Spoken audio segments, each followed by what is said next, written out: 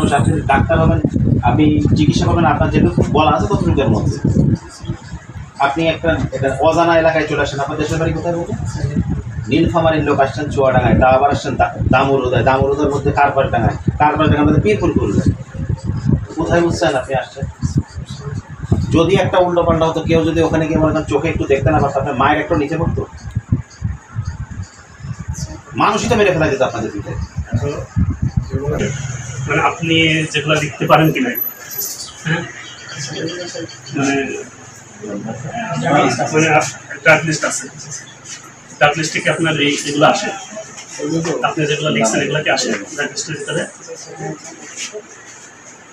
আপনার লাইসেন্সের soft copy যেটা আছে সেটা ওখানে দেখা আছে।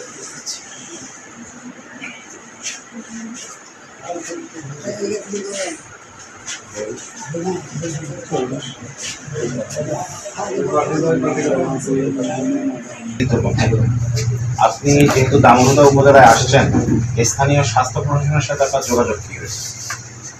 আমরা এখানে মাত্র শুরু করছি, আমাদের এই যে চুয়াডাঙ্গাতে আপনাদের ওখানে। আমি কিছু এই কথা আপনার সাথে আমি একমত হলাম। আপনি মাত্র শুরু করছেন, শুরু করার আগে আপনি কি পারমিশন নিয়েছেন? আমি বলতেছি আমাদের এই যে আমরা একটা অফিসের জন্য 3 বছরের জন্য আমরা একটা চুক্তি করছি, কিন্তু এখন কিন্তু পারমিশন জন্য আমরা যাই। কোথায় কোথায় অফিস? দৌলতদিয়ারে মার্কাজ মসজিদের পাশে। দৌলতদিয়ারি? হ্যাঁ, এই ব্যারিস্টার আপনাদের জজপুরের যে অফিস জিল্লুর রহমান। না না, আপনি সেটা কথা নয়, আপনি তো ক্যাম্প শুরু করে দিয়েছেন। ক্যাম্প শুরু করার আগে আপনি কি স্থানীয় স্বাস্থ্য প্রশাসনের কোনো ধরনের অনুমতি নিয়েছেন কিনা? প্রথম কথা এটা, এত কথা ঘুরাবেন না, যেটা বলি সেটা নিয়েছেন না। কেন নেন? এখানে ইউএনডিপি চিকিৎসা করতে আসুক, WHO চিকিৎসা করতে আসুক, পারমিশন নিবে অবশ্যই স্থানীয় প্রশাসন। এটা কি মানে দেশ কি স্বাধীন হয়ে গেল পুরোপুরি? কোনো প্রশাসন নাই, কিছু নাই? এটা কিভাবে করলেন কাজটা? মদিনা চক্ষু হাসপাতাল, মদিনা চক্ষু হাসপাতাল জায়গায় থাকে। চুয়াডাঙ্গায় কি আপনার যাত্রাবাড়ির জিনিস? 350 কিলোমিটার দূরত্ব এখানে, আপনার এখানে কি? আপনি তো আমাদের অবশ্যই হেল্প নেবেন, আমাদের সাথে কথা বলবেন, তারপর না আপনি চিকিৎসা দেন। আমাদের তো চিকিৎসা দেওয়াতে কোনো সমস্যা নেই, কিন্তু আপনারা কে, কোথা থেকে আসছেন সেটা না জানা নাই তো আপনার এলাকায় ছাড়া যাবে না। অবশ্যই আপনি অন্য উদ্দেশ্য থাকতে পারে আপনার। অবশ্যই আমরা আপনাদের কাছে যাব। আবার যাবেন, যান নাই কেন?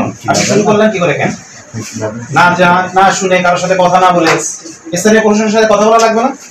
আপনার ঊর্ধ্বতন কর্তৃপক্ষ কি ডিসির সাথে কথা বলছে? কারোর সাথে কথা, সিভিল সার্জনের সাথে কথা বলছে?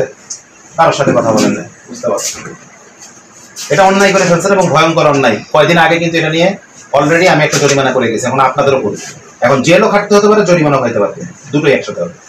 আর আপনি যে চিকিৎসা দিয়ে যাচ্ছেন, আপনি এই প্রতিষ্ঠানে চাকরি কবে থেকে করেন?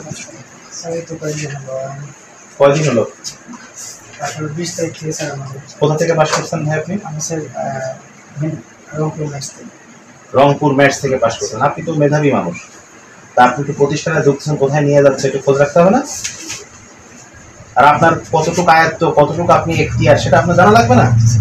আমি আমার এখতিয়ারের বাইরে কাজ করতে পারবো? আমার এখতিয়ার না থাকলে আমি এখানে আপনারা ধরতে পারতাম না। এখতিয়ারের বাইরে কাজ করতেছেন, এটা সঠিক করেন না। ওষুধপত্র এখানে যা আছে আমি একটু তো ভাই পাবো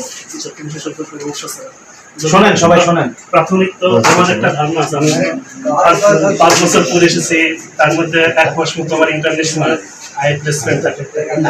এখানে তো বেশ কিছু ওষুধপত্র আছে যেগুলো তো মানে আমিও যদি লিখতে যাই আমারও মাথার মধ্যে একটু চিন্তা আসবে, আসলে এটা মানে আই স্পেশালিস্টের কাছে পাঠাবো নাকি আমি এটা মানে অপথলমোলজিস্টের কাছে পাঠাবো নাকি আমি এটা সাজেস্ট করবো।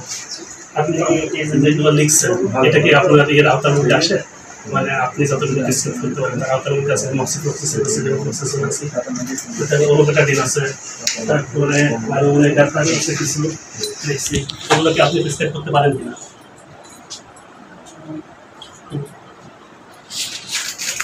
হ্যাঁ বা না জবাব দেন। পারেন না তাহলে বললেন কেন?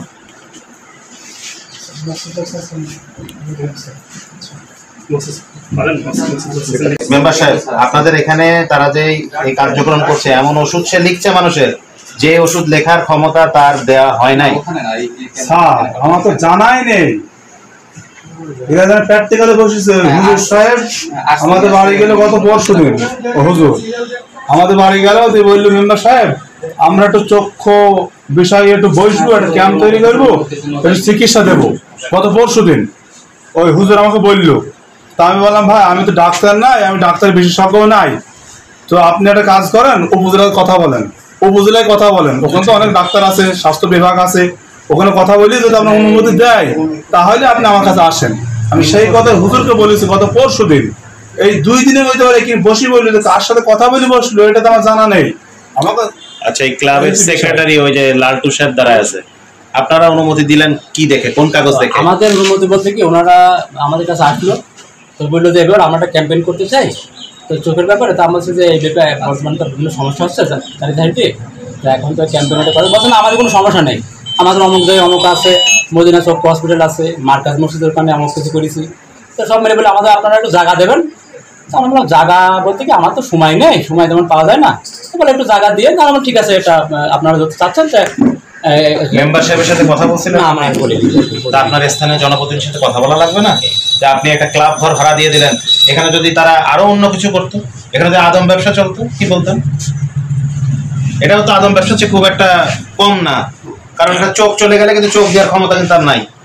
সেটা তো স্যার একটা কথা বলি, 2টো রুগী চলে গেল ভ্যানে, আমি দাঁড় করালাম হয়তো 1 ঘন্টা আগে, যখন শুনতে পারলাম কার্যক্রম চলছি, হ্যাঁ 1 ঘন্টা আগে দাঁড় করালাম, তো জিজ্ঞাসা করলাম তোমাদের কি দিছে, ওই ডাক্তার তো বললো যে 20 টাকার বিনিময়ে চোখ দেখবো, তা ভ্যানটা দাঁড় করে বললাম তোমাদের কি দিছে দেখি, তো দেখলাম 1 টাকার কাগজ দিছে, সিল ছাপড় মারা আছে, হ্যাঁ সিল ছাপড় মারা ভালো কথা, তো বললাম ক টাকা নিছে, একজনা বললো আমার পয়সা নেই আমি 20 টাকা দিছি, আরেকজনা বললো আমি 520 টাকা দিছি,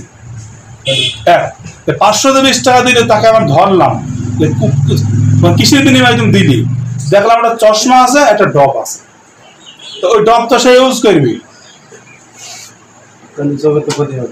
এগুলা কি করছিলেন? এগুলা দিয়ে এই টাকা থেকে কথা বলা। এই জিনিসগুলো দিয়ে কি করছিলেন? এগুলো কি কাজে লাগছে? চোখের নালী পরীক্ষা, এসপিসি দ্বারা কে অনুমতি দিল আপনাকে? কে সিদ্ধান্ত নিল যে এসপিসি করা যাবে এটা? এটা দিয়ে সিদ্ধান্ত কে নিল? ইনাদের